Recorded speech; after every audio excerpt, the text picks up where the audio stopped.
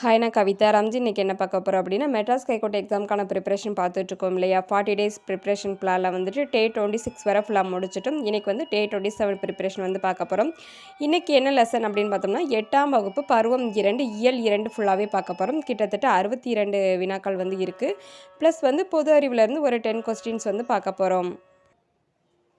பொது அறிவுன்னு எடுத்துக்கிட்டோம்னா, அலுவலக பராமரிப்பு, வீட்டு பராமரிப்பு, உணவு தயாரித்தல், தோட்டக்கலை இந்த மாதிரி கொடுத்துருக்காங்க இல்லையா, அதிலேருந்து முக்கியமானது வந்து நம்ம கலெக்ட் பண்ணியிருக்கிறோம். அதிலேருந்து ஒரு 10 கொஸ்டின் பார்க்கலாம். 8ஆம் வகுப்பு தமிழ் பருவம் 2 இயல் 2 பார்க்க போகிறோம். திருக்கேதாரம் எனும் பாடலின் ஆசிரியர் சுந்தரர். அடுத்து 2வது கொஸ்டின், சுந்தரர் டேஸ் டேஸ் என்று சிறப்பு பெயர்களால் அழைக்கப்படுகிறார். நம்பியாரூரர், தம்பிரான் தோழர் அப்படிங்கிற சிறப்பு பெயர்களால் அழைக்கப்படுறாரு. அடுத்து 3வது கொஸ்டின், திருஞான சம்பந்தர், திருநாவுக்கரசர், சுந்தரர் ஆகிய மூவர் பாடிய பாடல்களின் தொகுப்பே தேவாரம் ஆகும். அடுத்து 4வது கொஸ்டின், தேவாரம் நூலை தொகுத்தவர் அப்படின்னு பார்த்தோம்னா நம்பியாண்டார் நம்பியவர்கள். 5வது கொஸ்டின், சொல்லும் பொருளும் பார்க்குறோம். பண் அப்படின்னா இசை, கனகச்சுனை, பொன் வண்ண நீர்நிலை. அடுத்து மத வேளங்கள், மத யானைகள், முரளும், முழங்கும், பலவை, முதிர்ந்த மூங்கில். அடுத்த கொஸ்டின், காட்டிலிருந்து வந்த டேஸ் கரும்பை தின்றன. வேலங்கள், வேலங்கள் அப்படின்னா யானைன்னு பார்த்தோம் இல்லையா. அடுத்து 7வது கொஸ்டின், கனகச்சுனை பிரித்தெழுதுக. கனகம் ப்ளஸ் சுனை, முழவு ப்ளஸ் அதிர சேர்த்து எழுதுக. முழவதிர. அடுத்து பாடறிந்து ஒழுகுதல் என்னும் பாடலோட ஆசிரியர் அப்படின்னு பார்த்தோம்னா நல்லந்துவனார். அடுத்து 10வது கொஸ்டின், கலித்தொகை டேஸ் நூல்களில் ஒன்று. 8 தொகை நூல்களில் ஒன்று. 11வது கொஸ்டின், இது டேஸ் என்னும் பாவகையாலான நூல் 150 பாடல்களை கொண்டுள்ளது. இது வந்து கலிப்பா பாவகையை சார்ந்ததாக காணப்படுது இந்த கலித்தொகை அப்படிங்கிற நூல் வந்து. அடுத்து 12வது கொஸ்டின், டேஸ் டேஸ் என்னும் 5 பிரிவுகளை உடையது. இந்த கலிப்பா அப்படிங்கிறது குறிஞ்சிக்களி, முல்லைக்களி, மருதக்களி, நெய்தற்களி, பாலைக்களி அப்படின்னு சொல்லி 5 பிரிவுகளை உடையதாக காணப்படுது. அடுத்து 13வது கொஸ்டின், சொல்லும் பொருளும் பார்க்குறோம். அளந்தவர், வறியவர், செராமை, வெறுக்காமை, நோன்றல், பொறுத்தல், போற்றார், பகைவர், கிளை, உறவினர், பேதையார், அறிவற்றவர், மறாமை, மறவாமை, பொறை, பொறுமை. அடுத்து 14வது கொஸ்டின், பசியால் வாடும் டேஸ் உணவளித்தல் நமது கடமை. பசியால் வாடும் அளந்தவருக்கு உணவளித்தல் நமது கடமை. அடுத்து 15வது கொஸ்டின், நம்மை டேஸ் பொறுத்து கொள்ள வேண்டும். இகழ்வாரை பொறுத்து கொள்ளல் வேண்டும். அடுத்து 16வது கொஸ்டின், மறைபொருளை காத்தல் நிறை எனப்படும். 17வது கொஸ்டின், பாடறிந்து பிரித்தெழுதுக.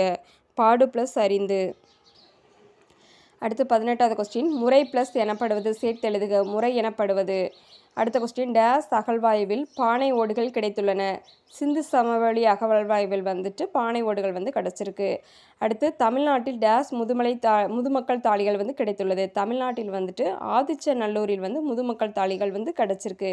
இதை நோட் பண்ணிக்கோங்க. எந்தெந்த இடத்துல எது கிடச்சிருக்கு, ஃபேமஸாக இருக்குது அப்படிங்கிறத வந்து நோட் பண்ணிக்கோங்க. சிந்து சமவெளியில் வந்துட்டு அகழ்வாய்வில் பானை ஓடுகள் கிடச்சிருக்கு. அதுக்கப்புறம் வந்து தமிழ்நாட்டில் முதுமக்கள் தாளிகள் வந்து ஆதிச்சநல்லூரில் வந்து கிடச்சிருக்கு. அடுத்து நாகை மாவட்டம் டேஸ் கலையழகு மிகுந்த மண்கலங்கள் கண்டுபிடிக்கப்பட்டன அப்படின்னா செம்பியன் கண்டியூரில் வந்து கிடச்சிருக்கு. அடுத்து மதுரைக்கு அருகிலுள்ள கீழடியில் ஏராளமான சுடுமண் பொருட்கள் கிடைத்துள்ளது. இது வந்து நிறைய ஒன்வேர்டில் கேட்குறாங்க, இதை நோட் பண்ணிக்கோங்க. அடுத்து பானை செய்தலை டேஸ் என்று சொல்வது மரபு. பானை வனைதல், இது வந்து குரூப் 4ல் ஒரு ஒன்வேர்டு வந்துச்சுன்னு நினைக்கிறேன். இது சேம் ஒன்வேர்டு கேட்கல, வேறு எது இதுக்கு ஓரியன்டாக கேட்டிருந்தாங்க. பானை வனைதல் அப்படிங்கிறது வந்து பானை செய்தலை வந்து குறிப்பிடுறாங்க.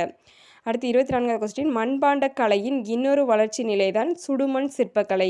இதை டேஸ் என்று ஆங்கிலத்தில் சொல்வார்கள். டெரகோட்டா. அடுத்து 25வது கொஸ்டின், குழந்தைகளை படுக்க வைப்பது தடுக்குப்பாய். உட்கார்ந்து உண்ண உதவுவது பந்திப்பாய். உட்காரவும் படுக்கவும் உதவுவது திண்ணைப்பாய். திருமணத்துக்கு பயன்படுத்துவது பட்டுப்பாய். இஸ்லாமியர் தொழுகைக்கு பயன்படுத்துவது தொழுகைப்பாய். இது வந்து பாயோட வகைகள் வந்து கொடுத்துருக்குறாங்க, எதுக்காக எந்த பாய் பயன்படுது அப்படின்னு சொல்லிட்டு. அடுத்து தமிழ்நாட்டின் மாநில மரம் பனைமரம். பிரம்பு என்பது டேஸ் வகையைச் சேர்ந்த தாவரம். பிரம்பு அப்படிங்கிறது கொடி வகையைச் சேர்ந்த தாவரமாக காணப்படுது. அடுத்து பிரம்போட தாவரவியல் பெயர் அப்படின்னு பார்த்தோம்னா கலாமஸ் ரோடாங் அப்படிங்கிறது வந்து இதோட தாவரவியல் பெயராக காணப்படுது. அடுத்து 33வது கொஸ்டின், பழந்தமிழ் இலக்கியங்களை பாதுகாத்து வைத்தவை பனையோலைகள். அடுத்து பானை டேஸ் ஒரு சிறந்த கலையாகும். பானை வனைதல், பானை செய்தல் ஒரு சிறந்த கலையாக காணப்படுது. அடுத்து 35வது கொஸ்டின் மட்டுமல்ல பிரித்தெழுதுக. மட்டும் ப்ளஸ் அல்ல. கயிறு ப்ளஸ் கட்டில் சேர்த்தெழுதுக. கயிற்றுக்கட்டில். அடுத்து இசையை டேஸ் என பிரிப்பர். இசையை வந்து 2 வகையாக பிரிச்சிருக்கிறாங்க. குரல் வழி இசை, கருவி வழி இசை அப்படின்னு சொல்லி 2 பிரிவுகள் வருது. அடுத்து இசை கருவிகளை இசைத்து பாடுபவர் டேஸ் எனப்பட்டனர். பாணர். இதை நோட் பண்ணிக்கோங்க, ஒன் வேர்டில் கேட்க வாய்ப்பு இருக்குது. அடுத்து இசை கருவிகளோட வகைகள் கொடுத்துருக்குறாங்க. அது எப்படி இருக்குது அப்படின்னு பார்த்தோம்னா தோல் கருவிகள், நரம்பு கருவிகள், காற்று கருவிகள், கஞ்ச கருவிகள் அப்படின்னு சொல்லி இசை கருவிகளை ஒரு 4 வகையாக பிரிச்சிருக்கிறாங்க. அடுத்து உடுக்கை என்பது இடை சுருங்கிய ஒரு டேஸ் கைப்பறை. பெரிய உடுக்கை அப்படிங்கிறத வந்து தவண்டைன்னு சொல்லுவாங்க. சிறிய உடுக்கையை வந்து குடுகுடுப்பை அப்படின்னு சொல்லி சொல்லுவாங்க. இதை நோட் பண்ணிக்கோங்க. அடுத்து 43வது கொஸ்டின் 5 முகங்களை உடைய முரசு வகையைச் சேர்ந்தது அப்படின்னு பார்த்தோம்னா குடமுழா. அடுத்து குடமுழாவை டேஸ் என்றும் அழைப்பர். பஞ்சமகா சப்தம் அப்படின்னு சொல்லி அழைப்பாங்க. அடுத்து இலக்கியங்களில் சங்கினை டேஸ் என்றும் குறிப்பிடப்பட்டுள்ளனர் பார்த்தோம்னா பணிலம். இலக்கியங்களை சங்கினை வந்து பணிலம் சொல்லி குறிப்பிடுறாங்க. அடுத்து சாளராவை டேஸ் எனவும் அழைப்பர். சாளராவை பாண்டில் அப்படின்னு சொல்லி அழைப்பாங்க. அடுத்து சேகண்டியை சேமங்கலம் எனவும் அழைப்பர். அடுத்து திமிலையை பாணி என்றும் அழைப்பர். இதெல்லாம் நோட் பண்ணிக்கோங்க, எந்த இசைக்கருவியை வந்து எந்த மாதிரி அழைக்கிறாங்க அப்படின்னு சொல்லிட்டு. அடுத்து 49வது கொஸ்டின். பறையை டேஸ் என்னும் பெயரில் வழங்கப்படுகிறது. பறையை தப்பு என்னும் பெயரில் வழங்கப்படுகிறது. இதனை முழங்கி கொண்டு ஆடும் ஆட்டம் தப்பாட்டம் என்று அழைக்கப்படுகிறது. அடுத்து 50வது கொஸ்டின் 21 நரம்புகளை கொண்டது பேரியால். அதாவது எவ்வளோ நரம்புகளை கொண்ட இதுக்கு வந்துட்டு என்ன பேர் அப்படிங்கிறது கொடுத்துருக்குறாங்க. அடுத்து உள்ளது நிறைய கொடுத்துருக்குறேன், இம்பார்ட்டண்டானது, வாங்க பார்க்கலாம். 21 நரம்புகளை கொண்டது பேரியால். அடுத்து 19 நரம்புகளை கொண்டதாக மீன் வடிவில் அமைந்தது வந்து மகரையால் அப்படின்னு சொல்லுவாங்க. வெரி வெரி இம்பார்ட்டன்ட், நோட் பண்ணிக்கோங்க. 19 நரம்புகளை கொண்டதாக மீன் வடிவில் அமைந்தது மகரையால். அடுத்து 14 நரம்புகளை கொண்டது சகோடையால். 14 நரம்புகளை கொண்டது என்னது? சகோடையால். அடுத்து யாழ் டேஸ் டேஸ் போன்றவை மிக பழமையானவையாகும். பேரியால், செங்கோட்டியால் இந்த இரண்டுமே மிக பழமையானதாக காணப்படுது யாழில். அடுத்து வீணை அப்படின்னு பார்த்தோம்னா 7 நரம்புகளை கொண்டதாக காணப்படுது. வீணையில் வந்து 7 நரம்புகள் வந்து இருக்கும். அடுத்து இலக்கணம் பார்க்குறோம். தொகைநிலை தொடர் டேஸ் வகைப்படும். அவை என்ன அப்படின்னு பார்த்தோம்னா வேற்றுமை தொகை, வினைத்தொகை, பண்புத்தொகை, உவமை தொகை, உண்மை தொகை, அன்மொழி தொகை அப்படின்னு சொல்லிட்டு ஒரு 6 வகை வந்து தொகைநிலை தொடரை பிரிச்சிருக்கிறாங்க. அடுத்து 56வது கொஸ்டின் முதற்கருவி என பெயர் பெற்றது மத்தளம். Very very important. மத்தளத்தை வந்து முதற்கருவி அப்படின்னு சொல்லி அழைக்கிறாங்க. தொகைநிலை தொடர் பார்த்தோம்னா 6 வகையாக பிரிச்சிருந்தாங்க. தொகாநிலை தொடர் அப்படின்னு பார்த்தோம்னா 9 வகைப்படும். அது என்னென்னு பார்த்தோம்னா எழுவாய் தொடர், விழித்தொடர், வினைமுற்று தொடர், பெயரச்ச தொடர், வினையெச்ச தொடர், வேற்றுமை தொகாநிலை தொடர், இடைச்சொல் தொடர், உரிச்சொல் தொடர், அடுக்கு தொடர் அப்படின்னு சொல்லி 9 வகையாக தொகாநிலை தொடரை பிரிச்சிருக்கிறாங்க. அடுத்து 58வது கொஸ்டின் அரசரை அவரது டேஸ் காப்பாற்றும். குற்றமற்ற ஆட்சி வந்து காப்பாற்றும். அடுத்து 59வது கொஸ்டின் சொல் வளமும் நற்பண்பும் உடையவர்கள் தாம் பேசும் டேஸ் தகுதி அறிந்து பேச வேண்டும். அவையின் தகுதி அறிந்து பேச வேண்டும். அடுத்து கண்ணோடாது பிரித்தெழுதுக. கண் ப்ளஸ் ஓடாது. அடுத்து 61வது கொஸ்டின் கசடர பிரித்து எழுதுக. கசடு ப்ளஸ் சர. என்று ப்ளஸ் ஆய்ந்து சேர்த்தெழுதுக. என்றாய்ந்து. இது வந்து 8ஆம் வகுப்பில் இருந்து பருவம் 2லேருந்து இயல் 2 ஃபுல்லாக பார்த்துருக்குறோம். கிட்டத்தட்ட 62 வினாக்கள் வந்து வந்திருக்கு. இப்போ பொது அறிவில் இருந்து ஒரு 10 கொஸ்டின் பார்க்கலாம். 110வது கொஸ்டின் வரை ஃபுல்லாக பார்த்துட்டோம். இப்போ 111லேருந்து ஒரு 10 கொஸ்டின் பார்க்கலாம். இந்தியாவின் குடியரசுத் தலைவராக அப்துல் கலாம் அவர்கள் பதவி வகித்த காலம் அப்படின்னு பார்த்தோம்னா 2002 முதல் 2007. அடுத்த கொஸ்டின் டேஸ் மில்லியன் டன் மின்னணு கழிவுகள் உலகம் முழுவதும் ஆண்டுதோறும் வெளியிடப்படுகிறது. 40 மில்லியன் டன் மின்னணு கழிவுகள் வந்து உலகம் முழுவதும் வந்து ஆண்டுதோறும் வெளியிடப்படுகிறது. நச்சு கழிவுகள் டேஸ் மின்னணு கழிவுகள் உள்ளன. நச்சு கழிவுகள் வந்துட்டு 70% மின்னணு கழிவுகள் வந்து காணப்படுது. அடுத்த கொஸ்டின் மின்னணு கழிவுகள் 100கணக்கான பொருட்களை கொண்டுள்ளன. அவற்றுள் பெரும்பாலானவை நச்சு பொருட்களாகவே காணப்படுது.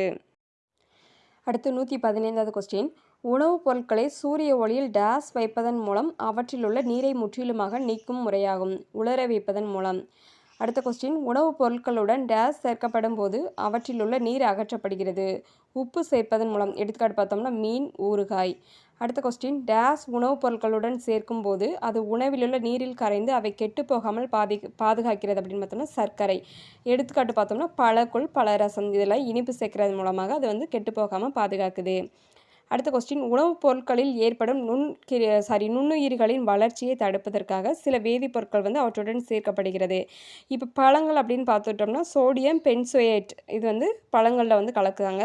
அடுத்து சல்ஃபர் டை ஆக்சைடு வந்து காய்ந்த பழங்களோடும் வினிகர் அப்படிங்கிறது வந்து ஊறுகாயோடும் சேர்க்கப்படுகிறது. நோட் பண்ணிக்கோங்க. அடுத்த கொஸ்டின் டேஸ் என்பது தற்போதைய நவீன உணவு பதப்படுத்தும் முறையாகும். இம்முறையில் உணவுப் பொருட்களில் வளரும் பாக்டீரியா மற்றும் பூஞ்சைகளை கொல்வதற்காக அவை காமா மற்றும் புற ஊதா கதிர்வீச்சுக்கு உட்படுத்தப்படுகிறது. இதனால் உணவின் சுவை அல்லது ஊட்டச்சத்து மதிப்பு பாதிக்கப்படுவதில்லைன்னு சொல்லி குறிப்பிடுறாங்க. கதிர்வீச்சு பதனம் அப்படிங்கிறது வந்து தற்போதைய நவீன உணவு பதப்படுத்தும் முறையாக காணப்படுது. எடுத்துக்காட்டு பார்த்தோம்னா வெங்காயம் மற்றும் உருளைக்கிழங்கு வந்து இது பயன்படுத்துகிறாங்க. அடுத்த கொஸ்டின் பிஎம்ஐ உடல் நிறை குறியீட்டு எண் வாய்ப்பாடு அப்படின்னு பார்த்தோம்னா பிஎம்ஐ இஸ் ஈக்குவல் டு எடை, அதாவது கிலோகிராம் பை உயரம் மீட்டர் ஸ்கொயர். இதுதான் இதுக்கான ஃபார்முலா கொடுத்துருக்குறாங்க. இப்போ வந்து ஒரு முக்கியமான 10 ஒன் வேர்டு பார்த்துட்டோம். எதுவும் டவுட் இருந்துச்சுன்னா கமெண்ட் பாக்ஸில் கமெண்ட் பண்ணுங்கள். நம்மளோட வீடியோ உங்களுக்கு யூஸ்ஃபுல்லாக இருந்துச்சுன்னா ஒரு லைக் பண்ணிடுங்க. நம்ம சேனலை லைக் பண்ணுங்கள், ஷேர் பண்ணுங்கள், சப்ஸ்கிரைப் பண்ணுங்கள். தேங்க்யூ.